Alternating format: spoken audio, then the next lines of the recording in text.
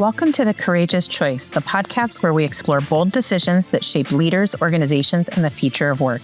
I'm your host, Jamie Jacobs.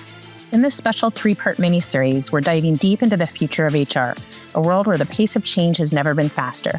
From AI innovation and the rise of the gig economy to shifting workforce expectations and bold new leadership models, the HR landscape is being redefined in real time. Across these episodes, I'll be joined by 3 remarkable guests, thought leaders and trailblazers in the HR space, to explore the big questions every organization needs to be asking right now. Together, we'll uncover how courageous HR leaders can navigate uncertainty, embrace transformation, and design workplaces that don't just keep up with the future, but shape it. Whether you're an HR leader, an executive, or are simply passionate about building better workplaces, these conversations will challenge you to think differently and lead boldly. Let's dive in. Hi, and welcome to this episode of The Courageous Choice. Really excited to be kicking off a series of the future of HR. So we have a lot of conversations about courage. We have a lot of conversations about leadership. And this is really looking at it through the lens of the human resources function. You can call it human capital. You can call it talent. You can call it lots of things. And that's what John Boudreau, my guest today, and I are going to be talking a lot about. John is an expert in this and is actually writing a book. So I can't wait to dive in and learn a little bit about his research, his studies, and really his outlook on this, because we talk a lot about how this profession evolves, the evolution of really other functions, and how the HR function can be ambiguous as far as the role at the executive table with the board of directors, and really what is encompassed in that. And even in the fact that I wanted to use a bunch of different words to define it, tells us a little bit that it's not always so clear. So welcome, John. Can you just share a little bit about your background? Because I wanted to tout your bio, but I think it'd be better coming from you. Well, it's over 40 years. So I started at Cornell University in 1981. That was my first job after my PhD. So there's a lot of ground to cover. These days, I get more people coming up saying, "You don't know me, but I was in the audience of a workshop that my boss put together." And so I know their boss, and now this person who was in the audience is now the head of HR somewhere. So yeah, the background is all pretty much involved in work and the future of work and HR and that kind of thing. Got fascinated with it even as an undergrad, hearing about at that time the Japanese management system and lean and giving frontline workers the power to stop the line, all that kind of thing. And my professor said, yeah, this stuff's called human resources and organizational behavior. And so off to Purdue to get an MBA and then a PhD, and then off to Cornell. And I was there for 22 years from, starting assistant professor to tenured full professor with, helped found the Center for Advanced Human Resource Studies, which continues today. And then after 22 years in the early 2000s, Ed Lawler at University of Southern California, whom I've known for decades, said, your daughter's out of the house, and graduated Cornell, and kind of understood it was probably time to make a change. So off we went to Los Angeles, and then 15 years there, and at that point, got to work even more deeply with someone you and I both know very well, Ian Ziskin. He was the head of HR at Northrop Grumman. And of course, I'd known Ian. He's a graduate of the Cornell ILR school.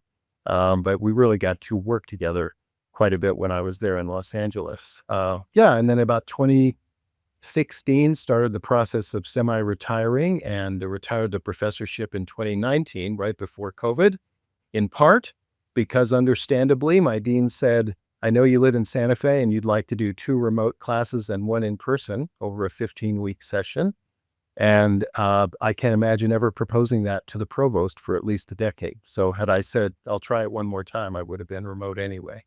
And then since then, here in my office in Santa Fe, working with, I'll give credit to my colleague Pete Ramstead on the stuff we'll talk about today. And then also just wonderful conversations with folks like you, Jamie, and a number of other retired or starting to retire heads of HR like Ian and folks. So I've got this wonderful network now of monthly calls with folks that are really fun to talk about this stuff with. So that's kind of, I travel once in a while, but a lot of my work these days is remote from here in beautiful Santa Fe.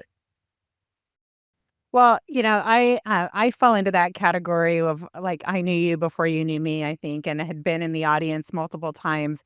And one of the things I'm so grateful for with this podcast is it's giving me this opportunity to connect with people like you and Ian and people that I've looked up to and admired in my career, and really engage in conversations that quite frankly, I would do in private on a Friday night because they're just that interesting to me. I geek out on this stuff, but now we get to share it with others and hopefully spark some other great conversations from it. So thank you for being with us My today. pleasure. Thank you.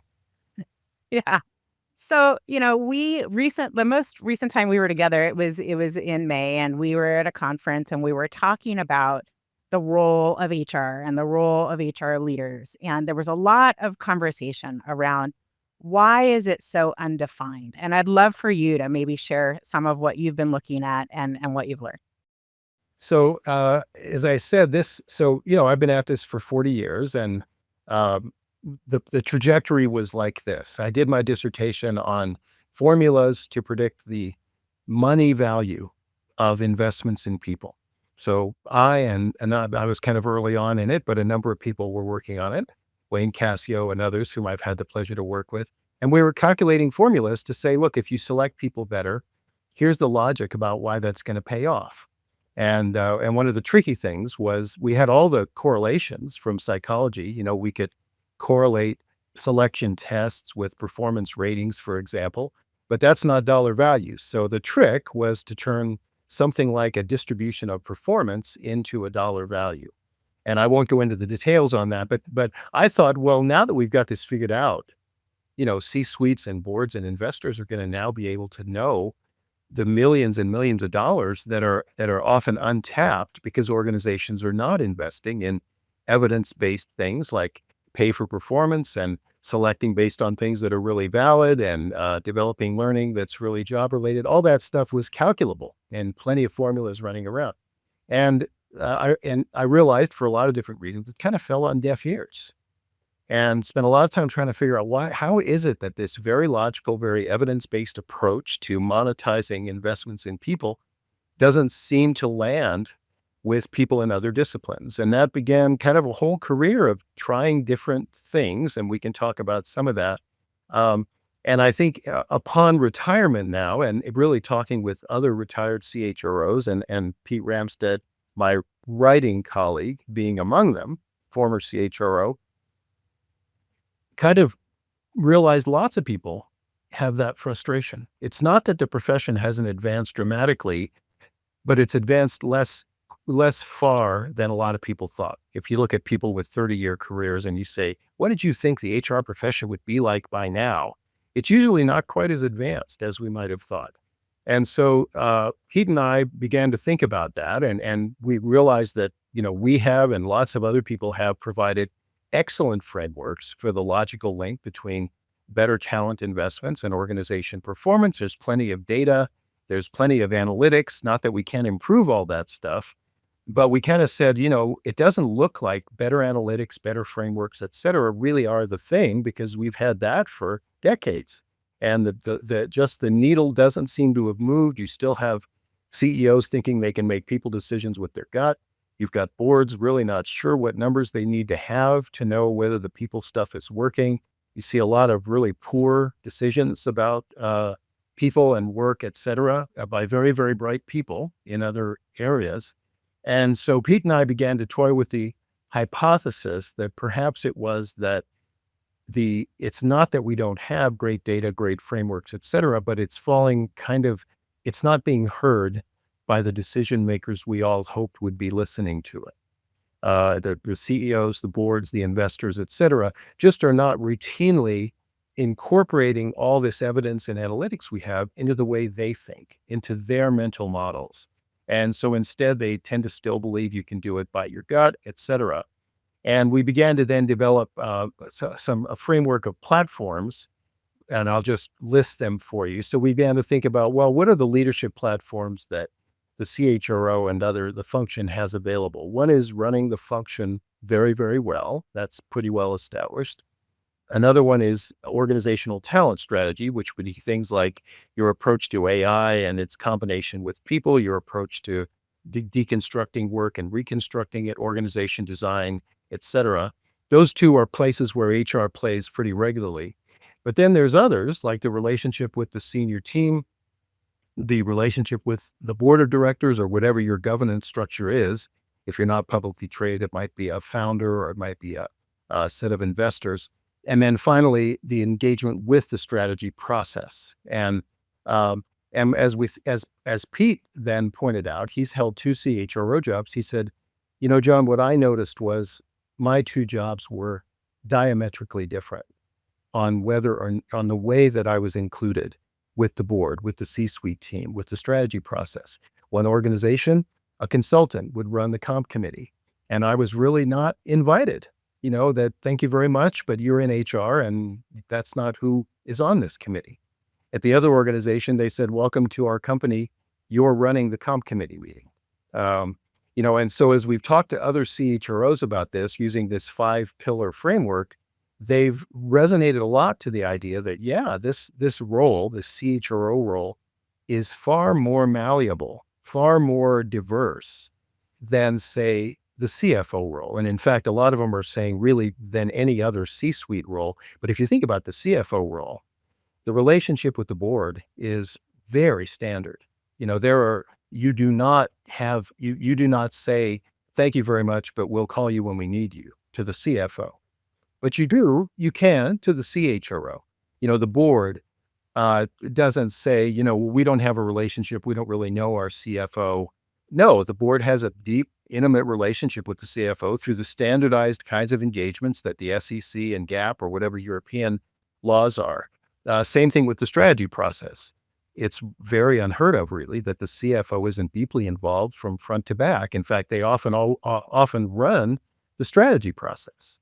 Whereas with the CHRO, it can range anywhere from after we finish our strategy, we'll hand it to you and you go align the workforce, all the way to some of the more impactful CHROs saying, I actually run the process and I evaluate the top team on how good they are at this capability of strategizing. So that variability at first, Pete and I thought was a bug in the CHRO role. Like, why can't we have a more defined role like the CFO? Why isn't it more externally defined? As we talk to CHROs who are often, certainly in my case, more experienced and smarter than me, a lot of them said, well, that's why I got into the head of HR role, because it is shapeable, because it does have all that variability. And as you and I talked about, Jamie, it takes what we might call courage to step up and exploit or harness that variability and shape the role in a way that makes it more impactful, because it isn't defined externally that way. And I was just pleased to see that so many of these CHROs had stories about, courageously. One of the themes, for example, is show up at meetings where you weren't invited. Put them on your calendar and show up at strategy meetings, show up at meetings of the board, show up at, I believe Ian's told this story, but Ian Ziskin, for example, said, no one asked me to go visit every single one of our 100-unit leaders at Northrop Grumman. But that's what I did in my first, 200 days. And a lot of them said, what are you doing here? You're the HR person. I don't see what you're doing in my office. But he said, by the time I finished those visits, I had a sense of the leadership of that organization that you couldn't get any other way. And I could bring insights into the board and others about our leadership and begin to establish the credibility that this HR function can bring something very unique and very important to discussions about things like the capabilities and the performance of our leadership team. I love that. And, he definitely wasn't waiting for permission or waiting for someone else to define it. And I think that does take courage. Over the past, I don't know, decade, 15 years, as this profession has evolved, a lot of times we were talking about building the skills, right? We were like, oh, a lot of maybe the HR professionals are lacking in some way, and they just didn't have the business acumen. They didn't have kind of the savvy or the financial awareness to be able to navigate some of these strategic business conversations. And I think, that still varies, but that varies in any function, right? If you're talking to an AP clerk, they don't have capital markets or FP&A, right? So you can have functional expertise, But I would say on a whole, at the senior level, hopefully they have that experience. The question that you are starting to dive into is how do they apply it, right? And how are they being intentional around what is the role and how do they show up? And so I love that you're working to kind of define this framework that I think will be helpful for people in role or new in role, and even a little bit for CEOs who, I think there's different expectations. And, part of it is we're not going to necessarily have to wait for permission, but it's like even a good EA, right? Like a good EA for me is going to teach me how to use them. And so you and I talked about that there's this opportunity, we called it exploiting that ambiguity, but it's really around how do you make that work for you? So maybe you can share. I love the stories and the examples because it might create an aha moment for a listener that might spark some courage into action, right? It's not courage by itself. It's the action that drives those results. So maybe let's see. So you talked about with the board of directors, the strategy process, the senior team. I think you told a story about the senior team and kind of asserting yourself that was particularly interesting when we were talking before. Yep. Well, I'm happy to do it. You may need to remind me a little bit of the details here. I think in general, one of the things that Pete and I are hearing and have developed is with the senior team is this idea of um, uh, functional boundaries, for example. So obviously there are tactics that one can use to be more visible, just logistically, with the senior team. I think in general, one of the ways that HR can begin the process is to start where I think everybody would recognize HR's expertise, something like onboarding or evaluation or something like that. So when you have a senior team vacancy, is HR involved in defining the criteria, in the process of bringing people in, and maybe almost most importantly, in some cases, the process of onboarding. New senior team people come in, they've got all kinds of things they need to learn, all kinds of, whatever, uh, I won't say doubts, but, things they're not sure of, things they want to improve on. And if the HR leader is seen to be the person that is helping them through that onboarding process, helping them understand the organization, helping them get a handle on their own role, maybe even, running a process of evaluation and feedback, that's going to create a very, very strong relationship with the C-suite team because you'll know them and they know you and they know you in a personal kind of trusted way. And it really stems from a proposal that's something like, look, we in the HR function are doing onboarding, selection, and kind of counseling to new members all the time. And we know something about that. And might it be helpful to bring some of that expertise to what we do with the C-suite team? What that does then is when you hit something, let's just take today's, I won't call it a bright, shiny object, but it certainly is a fixation of AI and AI and work in the organization. Lots of proposals about maybe we combine the HR function with the IT function or the CHRO with the head of IT. Lots of admonitions that this is really a work issue, not a technology issue, or at least it's both. And therefore, you'd want someone with expertise on work and work design involved in these conversations. It isn't just a slap on the tech and hand back the FTEs kind of a formula, if it ever was. And what I think you don't want is that nobody knows the HR leader until somebody says, we ought to get somebody in here to talk about AI and work. And then they invite this person that nobody really knows and nobody has a relationship with, and they come in with wonderful frameworks and concepts and evidence-based ideas, but it's this new person that nobody has a relationship with. So part of what Pete and I would like to see across all of these platforms is that the CHRO and then by extension, the function are building the position of influence, the position of trust by exploiting in a way their existing platforms, the platform of knowledge about onboarding, knowledge about counseling, knowledge about performance and feedback, so that when the day comes, there needs to be an AI and work discussion, everybody turns quite naturally to the CHRO because we've already been having these kinds of discussions. You're already involved in the strategy process. So that's kind of that's kind of, it's almost, I won't say quite a Trojan horse, but the idea is to build from where people would recognize your expertise. And a lot of the theme is things like onboarding and selection. So CEO succession, board succession, you've got a lot of these things that are going to happen.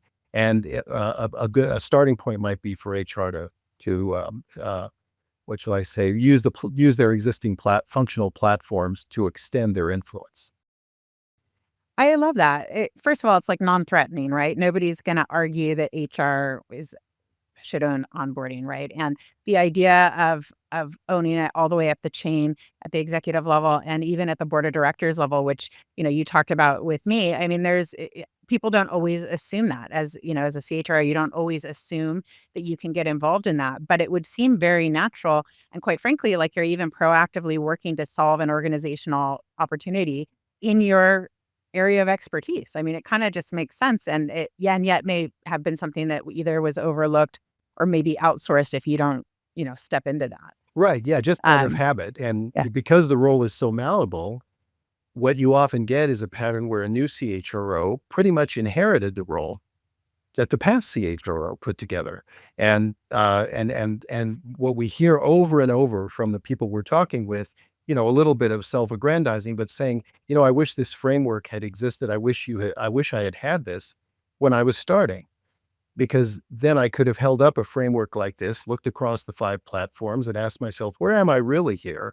And am I accepting something that, while it may have been satisfactory before, really isn't as conducive to my leadership impact as I'd like it to be? And could I start a conversation about how to move on one or more of these that would be pivotal for that particular person?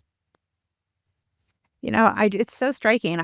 We were calling it like an active practice, right? Establishing that active practice of using this framework. And I think it's, I think of it almost as like a self kind of SWOT analysis, like looking around. Okay, where do I have, the relationships where they need to be? Is there a gap where they wouldn't automatically think of me if they were thinking about, organizational capabilities or people capabilities? Um, or how work gets done or a strategy, and how do I lean into that? Sometimes I know our nature can be to maybe avoid it if it's uncomfortable or we don't know how to start. And that doesn't serve typically the results that we'd like. So I'm really excited for the book when it's and the 5 pillars so that like you said, it's an ongoing process because it might be fine now. And then some work gets done and the world, we know the pace of change is so fast right now. We need to be looking at this pretty regularly. Yeah, that's exactly So right. Yeah, yeah, just as go ahead. Jamie, there are some, I think, some real implications for CEOs, boards, and investors here as well. I think we have, an unbelievably good set of ideas and theories and even best practices around the function. However, I think most people would agree there just isn't quite the systematic pull from boards of directors, CEOs, and investors to bring these call them talent issues to the fore, and to have a very kind of disciplined way of incorporating talent models, talent evidence, talent considerations into something like the strategic planning process or investor calls or something like that. And so there is a message for CEOs, boards, et cetera, to step back and ask, what are you doing in terms of defining this very malleable role called the CHRO for yourself? And, I guess I'd say there's 2 things that come to mind that Pete and I have observed. Um, One of them is that very often CEOs and leadership teams are not really ready for a top-notch CHRO. They simply have not defined the role in a way that any of the top candidates are going to find it particularly interesting or impactful. Or, if it's a compliance role, I guess the typical quote we've heard from a few people was, my CEO will say, look, if you want to mess around with stuff like leadership and skills and all that kind of thing, that's fine. But what you get paid for and what your bonus is based on is keeping the HR stuff off my desk. And I just want to know if we're getting people and keeping people. And otherwise, you'd never say that to the CFO. I don't care what you're doing with money, but just keep all that compliance stuff off my desk. So, yeah, it sounds ludicrous, right? So there is a kind of an opportunity to take a framework like this and for CEOs and boards and others to step back and look at these 5 pillars and say, what is this telling us about what we need? And, what would we like to see? Are we trapped in a kind of, what shall I say, stereotypical definition of HR? It's that idea of keep all the compliance stuff off my desk and I'm happy. I think a framework like this might cause an interesting discussion to say, well, wait a minute. Some people are saying, you know, it isn't just a compliance value proposition. It's also the excellence of the services provided. And it's also teaching the rest of the organization how to make great decisions about people and talent and work. Where are we on that? What if we had an HR function that could do that? Make our leaders the best in our industry when they make decisions about people, for example. Yeah, it's a diagnostic both for them and as well as for the HR executives themselves, to really do that assessment. I equate it like with, in finance, right? If you promoted your controller to CFO and then was disappointed that they didn't have FP&A and capital markets, like, well, you'd be like, you promoted your controller, right? And if you had maybe a HR ops manager and you made them CHRO, like they're going to have gaps too. But if you don't know those differences, which you started this out by saying that often there's just a lack of awareness because of that ambiguity, um, then we're not necessarily paying attention. So this is going to be great, and it really helps solve some of um, the language, but we're not waiting for someone to do it for us. It's really about just going in and shaping that role and continuing to shape that role in a way that serves the organization and the business. And my guess is probably pushes everyone to play a better game, right? That's what we do as any functional leader, but certainly as a people leader. John, you use a term called bet the badge moment. And, we when we first started about talking about courage, we were talking about how in HR sometimes this shows up, and I'd love for you to share a little bit about it. Thank you, Jamie. That's great. Yeah, one of the things, oh gosh, really through my whole career, but where it really came up was, so just a little bit of background. So first of all, what do I mean by bet the badge? If you talk to CHROs, you will very often get them telling stories about a moment where their courage was defined by the fact that they had to take a position that was probably going to get them fired, or they thought they were going to get fired. It was in contrast, maybe even in contention with some of the other functions, but it was not the right thing for the people and for the work and the people relationships in the organization. It certainly could be something as blatant as violating a law or something like that. But it's also often more subtle, that it's not that anybody's doing anything particularly illegal or anything like that, but something like this kind of a layoff, or again, not to go down a rabbit hole, but uh, confronting a CEO who says, "I want everybody back in the office 5 days a week," and bringing to that CEO a more nuanced understanding about the nature of how we need to think about work flexibility and what are the likely costs going to be if you force everybody back, and who's likely to leave in frustration with that. Those are hard conversations, and CEOs are often pretty sure they're the smartest person in the room. I mean, you see, I wrote a LinkedIn column about this, not to say anything negative about Amazon, but Andy Jassy kind of said, I went and talked to a lot of CEOs and they all are bringing everybody back to work. And so I'm going to bring everybody back to work too. That's not the way I would probably define a scientific way to approach that question, as much as I respect CEOs and their opinion.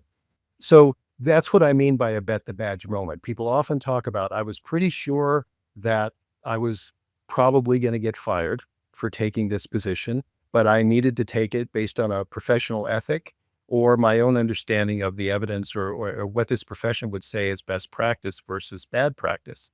Very often, of course, the resolution of the story is, and you hear this from a lot of them, the first time you do it, every time you do it, you're nervous. The first time you do it, you're sure you're going to get fired. And then people respect you for it if you've got the right team. And so it does take courage to do it. Now, what's a little bit, what shall I say, provocative, I'll try to be, is I think that we need fewer necessary bet the badge moments. it shouldn't be that bringing something like an evidence-based approach to workforce flexibility in the face of a CEO who may be well-intentioned but misguided in thinking bringing everybody back is the right thing. I don't know that that should be a bet the badge moment, right? It's not a bet the badge moment when the CFO confronts the CEO to say, you're not quite understanding this relationship with money. I know you've heard a lot about this particular financial play. It's not right for us. And let me help you understand why that's the case. I don't know that most people go, oh my God, you're probably going to get fired as a CFO.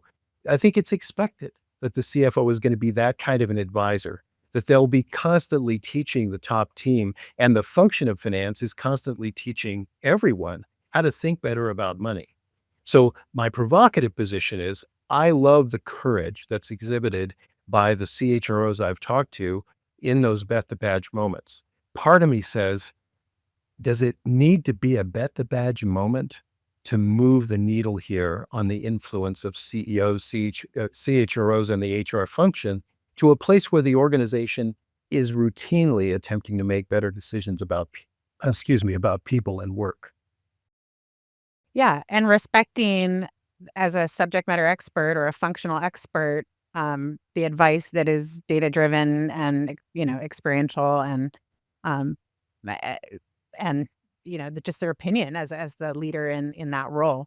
So I guess that kind of brings us. I really want to just ask then, what is in summary, your advice for leaders who want to kind of exploit the ambiguity and move up the chain so we have less bet the badge moments and, quite frankly, more impact without having to have that kind of contention or uh, feeling that we might be having to bet our badge. So I guess the first advice, Jamie, is probably to begin to open our minds to the idea, and I'm not saying Pete and I invented it, but I think there is something to this idea that the bottleneck in HR influence, or at least one of them, is less about more data, more models, running the function better so that we get permission to maybe say something about strategy.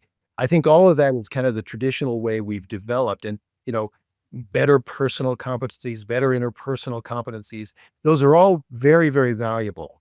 With due respect, I would say the constraint may be that the position of the function in the sort of ecosystem of leadership at the organization may not be where those things are being heard effectively. And that the first thing might be to step back and ask, in my situation, is it possible that it's that we don't have the platform to deliver this great stuff? And if that's the case, should I begin working on platforms in addition to, but maybe, and less, less exclusively on just getting better at all the HR stuff, and then waiting for someone to say, wow, you're really good. We'd like to invite you to this meeting. Again, a lot of the CHROs said something like, I was in the job and these are really good CHROs. I was in the job for 7 years, and it wasn't until then that someone asked me to come to whatever it might be, this meeting, this particular strategy, a strategy stage, et cetera. And I realized, why did I wait a number of years for someone to invite me? Could I have been building could I have recognized that as a platform that I could use to be more effective? And once recognized, establish a set of personal tactics, not so much competencies, but specific tactics like, next week, I'm going to propose that we might be able to improve our onboarding process for the board, or our succession process, right? Or one of the things in strategy process is to just go meet the owner. A lot of organizations have a person, usually in finance or the general counsel's office, who runs the strategy process, runs the calendar, runs the cycle. It's interesting how many CHROs don't know that person. And so, go have lunch with the person who runs your strategy process and talk to them, begin a process of asking, where do talent considerations come in our strategy? And what would happen if we had a discussion earlier in the strategy process about our talent capabilities, our talent gaps, et cetera, in the same way that finance does? with money, or operations does, wouldn't that help us better understand our strategic options through a talent lens in the same way that we understand our strategic options through the lens of money or markets or customers, et cetera? So, it's two things really. One is to assess across, I would say, all 5 platforms. This is kind of what Pete and I have been working on, just to step back and do a personal assessment of where am I here?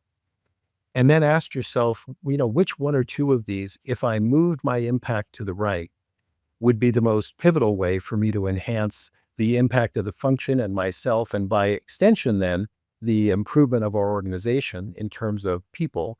That's the assessment stage. And then to step back and say, okay, given the platforms I've identified, where do I already have some credibility, some influence, et cetera? Like we're well regarded already for onboarding.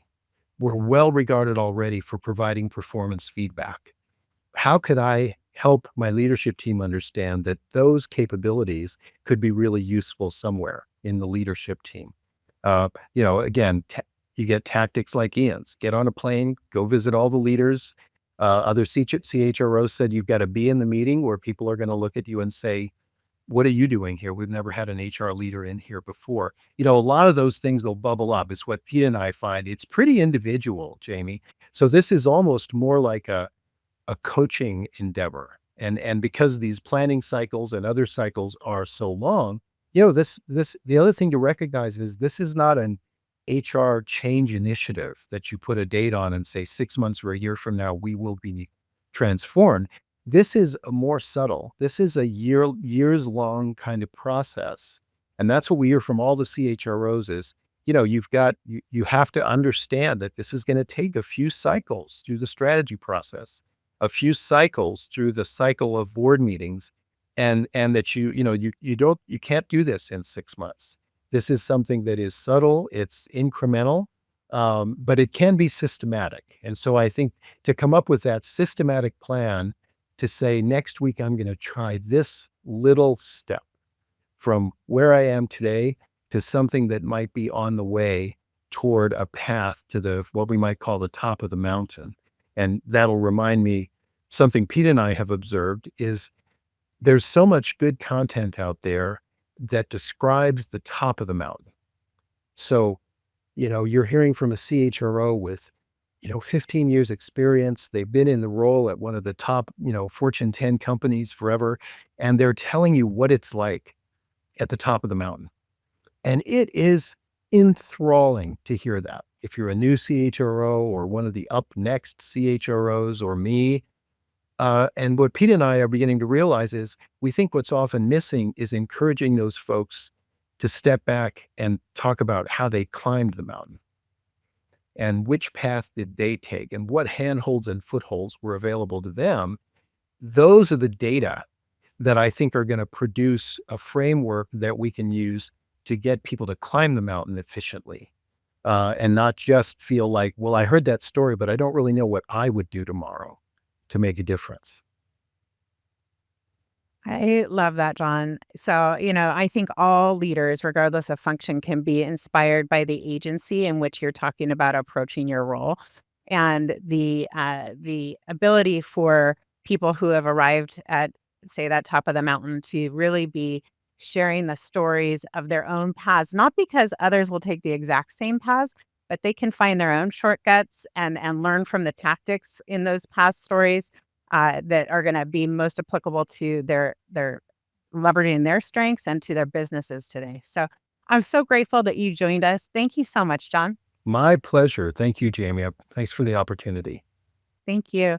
And thanks to everyone who's listening. I hope you've enjoyed this episode of The Courageous Choice. It's truly my honor to be able to talk to people like John, who I've admired for a long time, and we look forward to seeing you on the next episode. Thanks so much. Thank you for listening to The Courageous Choice. If you enjoyed this episode, please leave a 5-star review to help get the word out about the podcast. And don't forget to subscribe so you don't miss out on any of our future conversations.